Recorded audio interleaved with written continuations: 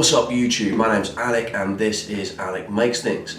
In this video we're going to be making the classic Lego Technic GT500 or the Ford Mustang Shelby GT500 set.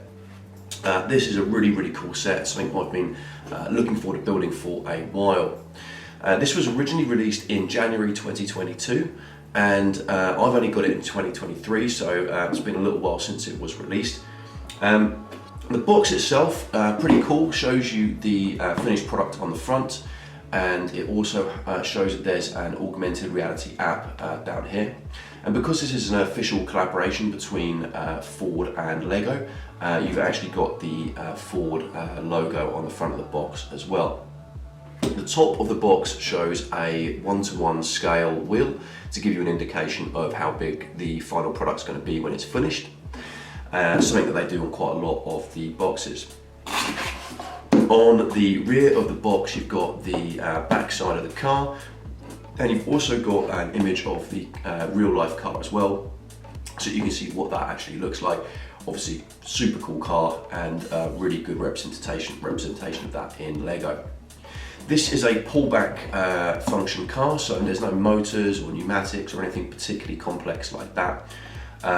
You basically pull the car back and let it go, and that makes it go forwards.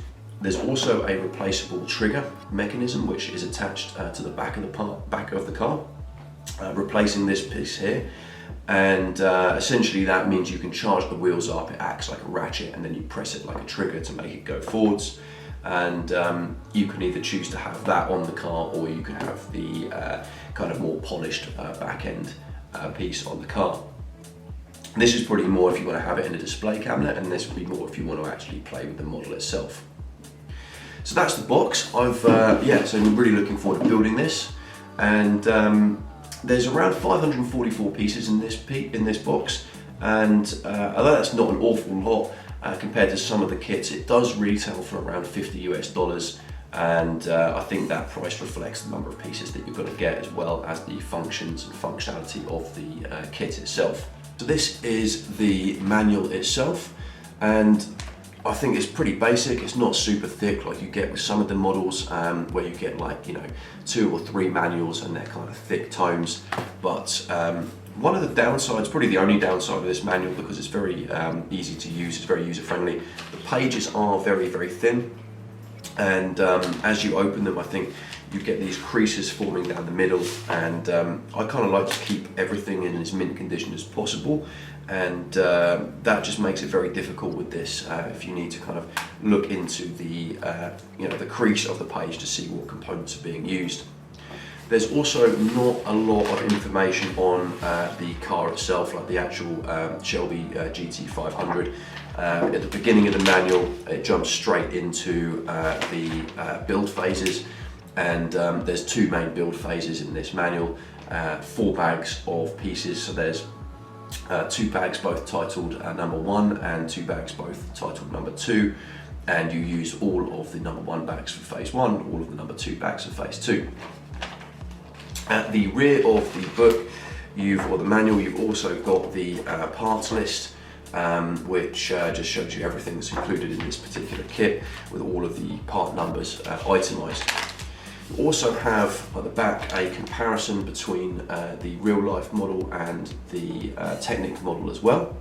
And then there's also an augmented reality app and some information on that as well, which can give you just a little bit more of an experience once you've actually built the thing itself. And that's really it. Everything else is just instructions. I really had a great time building this. I think the manual is very easy to follow. One other thing maybe worth noting is that on some of the pages you have a 1:1 ratio image of the piece that needs to be used, so that you can actually compare the physical piece to the image in the book to see whether it matches in size. And I found that they did actually match in size. I know in some of these they seem to print them slightly off, and they don't necessarily match. So let's make this thing. So this is what you get inside the box. You get a few bags numbered 1 and 2 for the different build phases, the manual. These are all the different components that obviously you'll be using to build the car, stickers and the pullback motors. This is really the beginning of the build, and you can see that both of the wind back or pullback motors are being used, with that green beam in the middle there acting as a kind of ratchet or stopper for the axle that connects both of those motors together. This basically means that when that's pushed in the middle, it releases the axle and allows the motors to run. This is the front end of the chassis, and you can see that the axles that connect the front two wheels are on a single shaft there so that they don't steer independently, and this is the rear end. Both the front and rear parts of the chassis are connected here. Not super strong at this point, but I think that's going to be reinforced as we go along, but you can see how this is starting to shape up and come together as a single piece of machinery. At this stage of the build, you can see how that ratchet system is going to be released by a kind of trigger mechanism that we've got going on here. So as we ramp up that ratchet that feeds into the pullback motors and then press the switch here, that releases that axle, allowing it to drive forwards.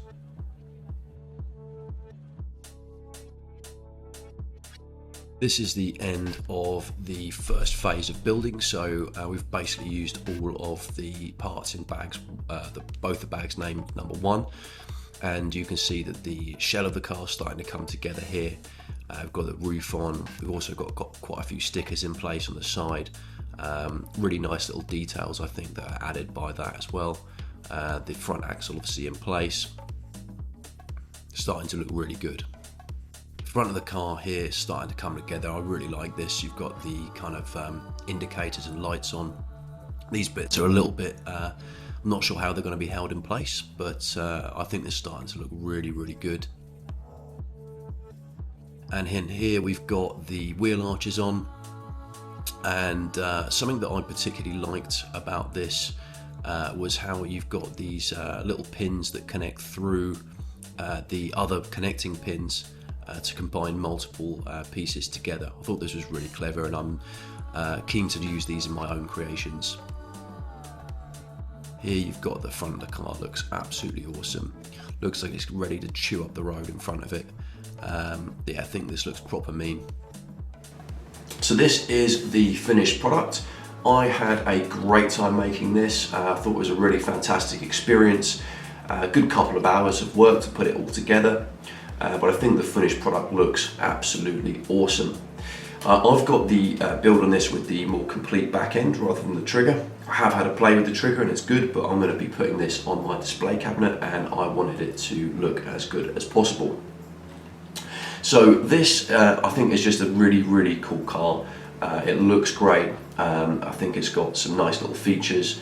The bonnet opens up on the front to reveal the kind of engine block, although, as I said, there's no kind of really complex components in this. There's no pistons or crankshafts or cylinders, moving components in the engine. There's also no kind of gearing systems or anything like that on the underside of the car that you do get on some of the more expensive kits. The doors don't open, and the lights are generally just stickers. That being said, I think this looks absolutely great. It's a really mean looking kit, kind of looks like it's going to chew up the road in front of it. Really good fun to play with as well, and also accessible to kids of 9 years and over. So yeah, great fun to build. Doesn't take too long. I think if you're new to Lego Technic, or you're a fan of this type of car, you're going to have a great time building this, and you're not going to encounter too many problems. In terms of some of the negatives, I would say the only real issues that I have, and they're very minor, are the fact that the colour of the stickers doesn't match with the plastic, and you get that pretty most notably on the rear window piece here, but you also get it on the side pieces here. Again, pretty minor. I don't think you're going to notice that if it's in a display cabinet and you're looking at it from a few feet away, or a couple of meters, and obviously it doesn't really impact the enjoyment of playing with the vehicle. The other thing is there are some loose pieces on this. So for example, the wing mirrors here aren't kind of fixed in place.